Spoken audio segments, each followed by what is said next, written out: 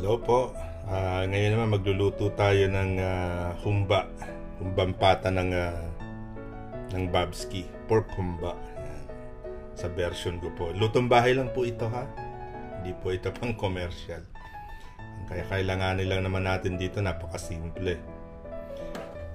Sibuyas, bawang, at saka mamaya lalagyan natin ng laurel at saka paminta. So, habang nagpapainit ako ng aking salad master skillet, dito po natin siya lulutuin. Yan, sa aking salad master skillet, pinapainit ko lang muna siya. Hindi na po tayo gagamit ng mantika dyan dahil yan naman po ay salad master. Para mas healthy. Hindi na po kami gumagamit ng mantika dyan. Antayin ko lang po mainit yan, saka ko ilalagay yung aking pork, yung aking pata. Diyan ko na rin po siya ipiprito sa sarili niya mantika.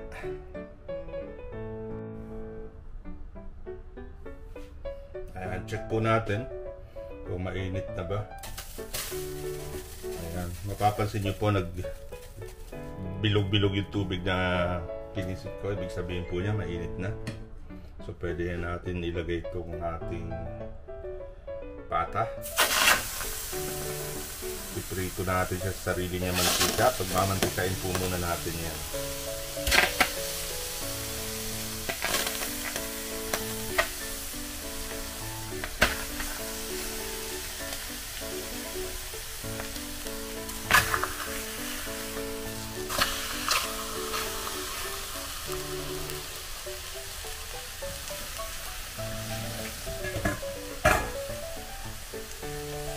Antayin lang po natin yan magbantika para gisa natin sarili ng mantika.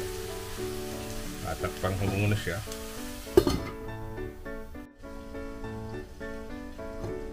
Open natin.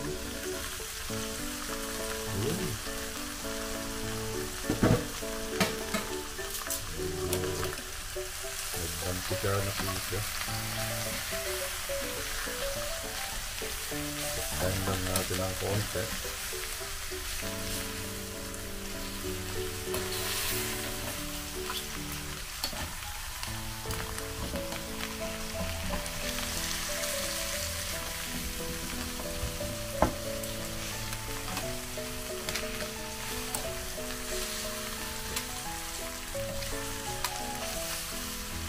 Tayin natin ng konti.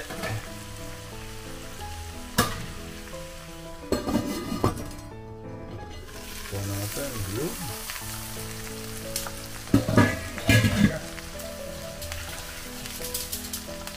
Pwede na natin ayan.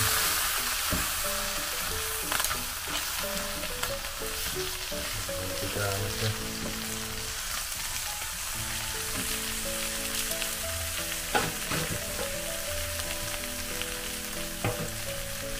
Lagay na natin yung sibuyas.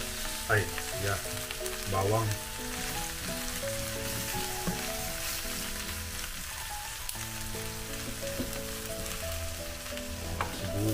Pagsabay na natin yan.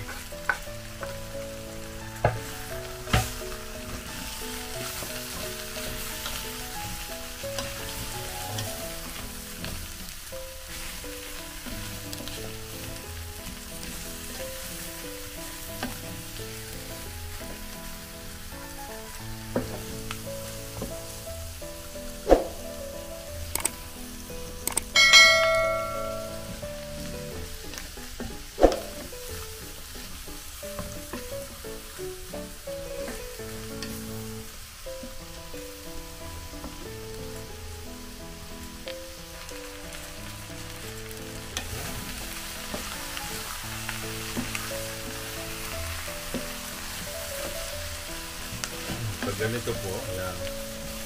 So, pwede natin ilagay yung ating toyo. Half cup lang po. Pwede din magdagdag. Japanese soy sauce po kasi gamit ko. Ayan. Tapos, paminta. Lagyan natin.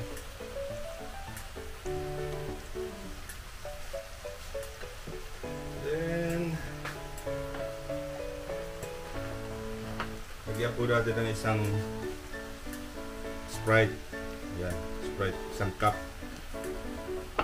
1 cup na Sprite para madali lumambot.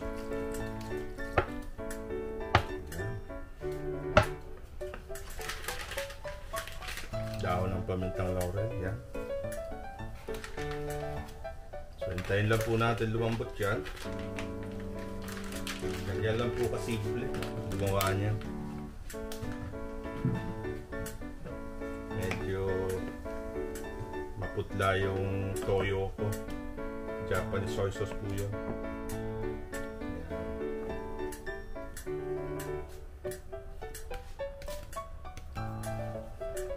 Pakuluin natin, malambutin. Yan. Tayo natin, 20 minutes. Yan. Lagay ko na rin po yung, ito po yung black beans. Hindi po ito yung nabibili nasa lata. Medyo matigas pa, kaya sasabay ko na siya para lumambot. Mayroon po akong banana blossom dyan. So, yun ang ihalo ko mamaya. Check lang natin. Balik na rin lang pag kumulo. Yan. Mamaya maglalagay pa tayo dyan ng asukal. Tayo muna natin yan ng lumambot dahil yan po pata. Medyo may katigasan ng ulo. Okay, ganun lang po kasimple yan. Namaya ulit. Check natin kung malambot na. So yun.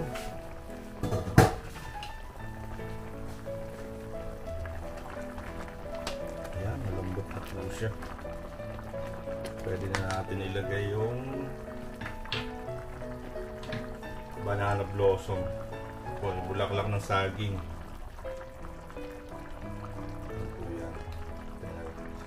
Malambot na siya. Binabad ko po sa tubig para madali lumambot. Tapos instead na asukal po ang ilalagay ko, meron po ako dito honey. Honey po ang ilalagay natin.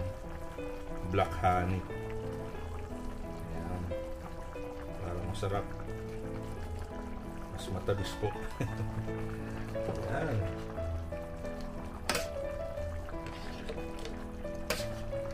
So, yan na po siya.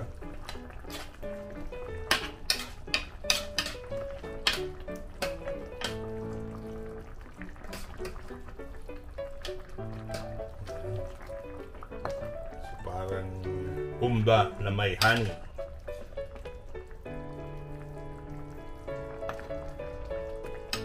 Ayan po yan. Hintayin lang natin na mabawasan ng konti yung sabaw. Then, luto na po yan. Sarap na po yan.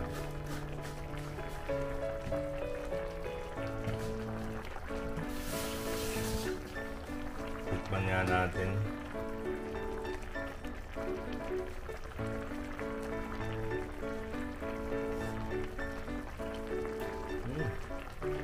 Lasang-lasa yung honey. Sarap.